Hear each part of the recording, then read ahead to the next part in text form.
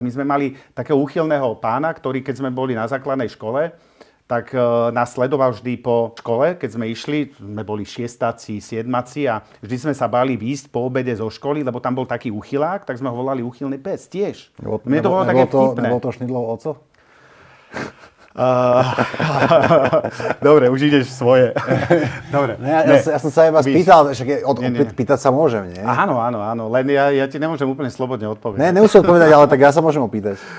Už len moja reakcia, že som sa na tom zasmial, už bude vyhodnotená z tohto progresivistického spektra, akože on sa ešte smeje na tomto vtipe, pritom vlastne dehumanizoval nielen pána Šnídla, ale aj jeho otca, ktorý s tým nemá nič spoločné. Chápeš? To je ten progresivizmus, je škodlivý myšlienkový koncept.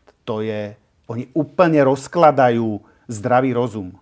To je to najhoršie na tom. Sa tu môžeme hrať na právo, ale toto je najhoršie na tom.